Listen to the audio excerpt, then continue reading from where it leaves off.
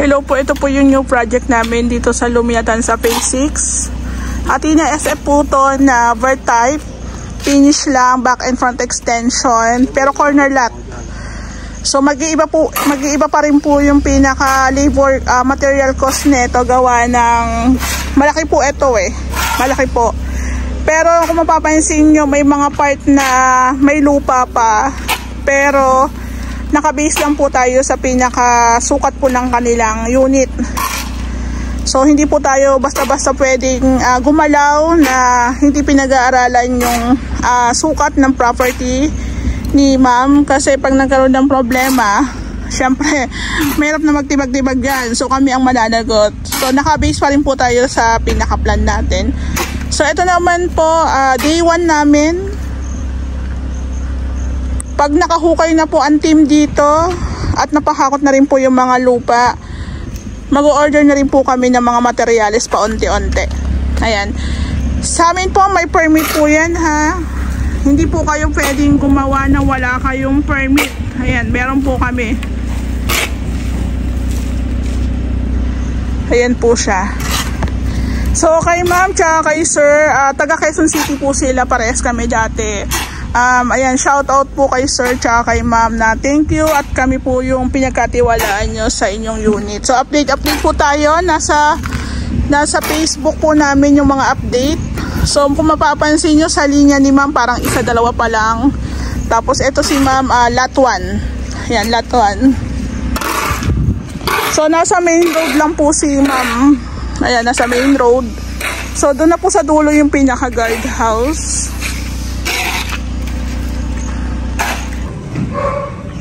Hello po, magandang hapon. Today is Saturday. Saturday yun. Ay, oo nga, Saturday pala. Nalilito na ako sa araw. Kasi parang halos araw-araw may pasok kami. Ito pong unit ni ma'am dito sa Phase 6 Atina. Nung Sunday po yan nabuhusan. Yung pinaka-slab ni ma'am. So, 1 week na siya bukas. So maghihintay pa tayo ng mga 2 weeks. 2 weeks. Ayan. So sakto nga lang po yan, dun dumating yung bagyo, nakapagbuhos na yung team.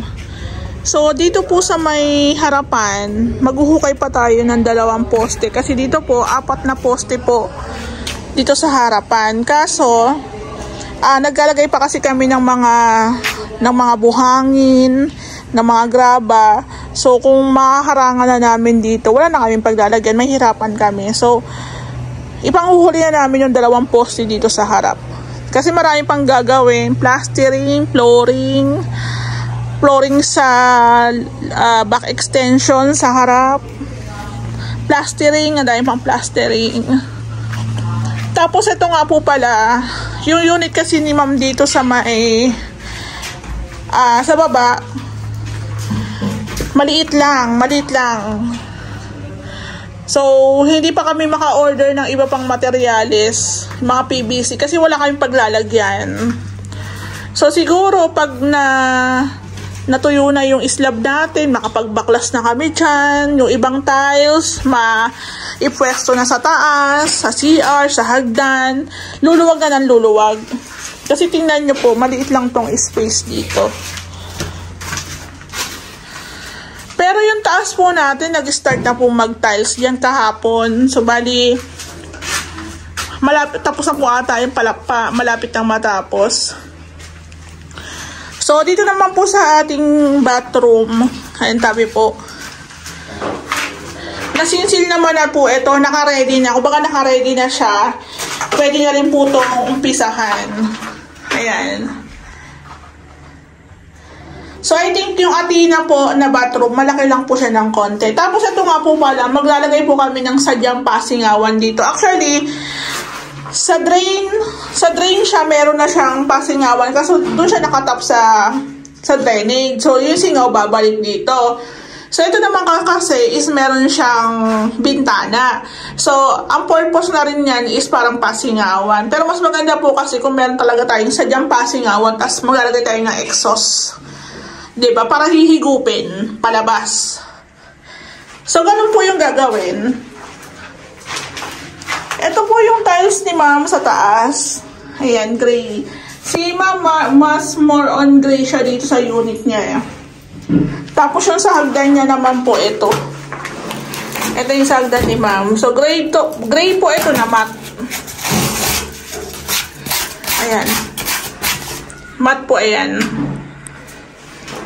So, ito, according kay ma'am, siya na lang ang bibili ng shower set tsaka ng toilet bowl. So, tinakpan naman po yung mga butas-butas dyan.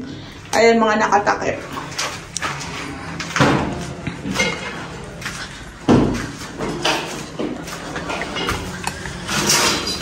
Ito yung kornisa ni ma'am na gagamitin namin. Tingnan nyo.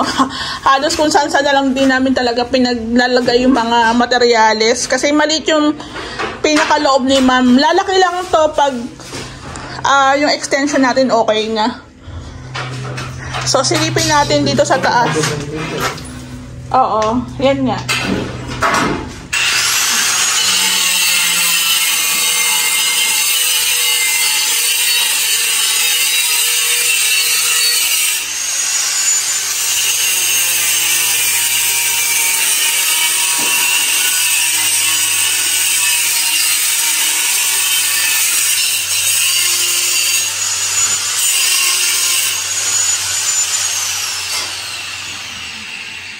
Ayan ang itsura ng ating second floor. Patapos na, Brad. Ayan. So, ito pang 2 days po nila itong ginawa. So, kahapon nag-start, then tinuloy po yung natira. So, ito po, lalagyan nito ng wirings, tas kikisamihan. Then, sakto lang meron na tayong tiles. Pero sabi ko nga, kahit ano po yung mauna dyan, basta po ingatan. Ayan, ang ganda. Ang ganda ng gray tiles.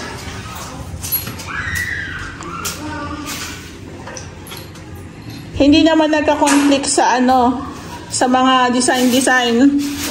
Saan pwedeng apakan? Ito. Ayan. Ito, pwede. Ayan.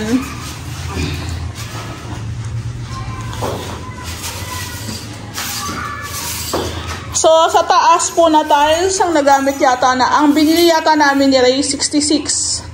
May pasobra lang yata kami. So, dapat may pasobra. Atina po ito So, kung mapapansin nyo, yung atina po dati natin, may partition. Pero ito kasi ang gusto ni ma'am, 3 partition po. Room partition, 3 room partition.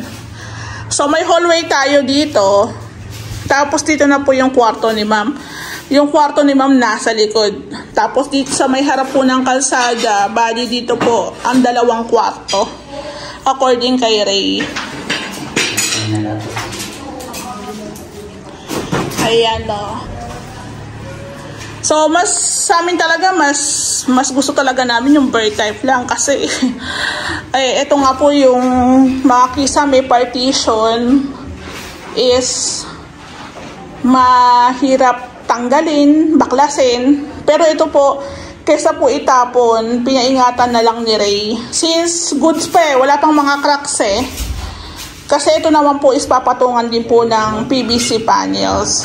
So, mag-PVC panels tayo dito. Ayan. Ito po is meron na po siyang insulation. Ayan. Insulation na double na lagi na pagkakamalan na baligtad. Ito po is double. Ayan. So, not totally naman talaga mababawasan, matatanggal yung init. Pero at least kahit mababawasan. Yan po yung purpose niyan.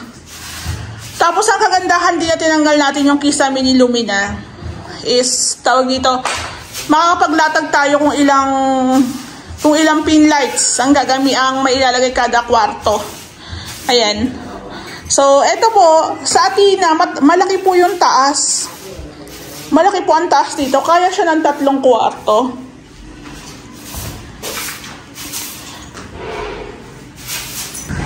Hello po, magandang hapon. Ano ngayon? Wednesday? Wednesday, no? Wala kayong pang forma pa dyan? Wednesday. Today is Wednesday po. So, bali, halos last week talagang may bagyo, may paulan-ulan. Kaya hindi rin po nakakapagtuloy ng trabaho dito sa unit ni ma'am. Kasi meron kaming ibang projects na natanggalan na po ng mga tukod. So, ang team po sa loob gumagawa. Kaya nga po pag ganyang may ulan, bagyo, i-consider nyo po na hindi po kami makakagawa dyan sa unit nyo. Pero kung ang loob po is pwede nang galawin, ayan, pwede naman po. So, ayan, pinapasukatan ko lang kay Ray yung gagamitin po na deco stone o tiles. Kasi nalagyan naman po siya ng asintada. Ayan.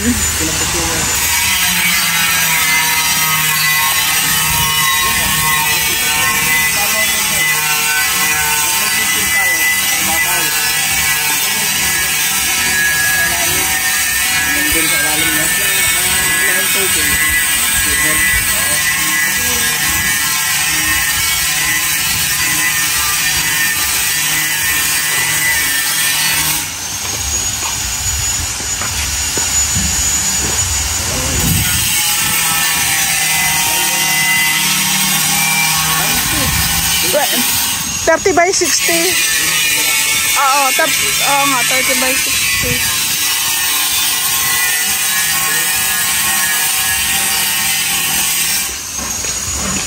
Merienda na muna kayo. Ayun yung tinapay. Pa-stopin mo muna yun doon.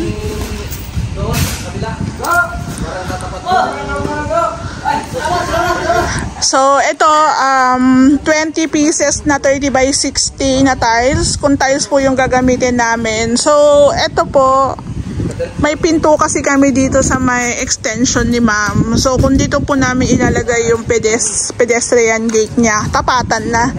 So, alam nyo naman po sa Ray House Makeover, hindi po kami nagtatapat-tapat ng mga pinto, ng mga gate. So, dito po, main gate, tapos pedestrian. Dito natin siya tinapat sa may CR. Tapos, ito nga po, pinasarahan na lang ni ma'am yung kanyang toilet. Pwedeng sarahan, pwedeng hindi, depende. Tapos, naglagay din po kami ng niche dyan. Ayan po. So, bali dito po sa atina natin, 4 na poste po yan. So, bali, since ang diskarte po kasi namin, pag ganyang maganda ang panahon, plastering sa labas.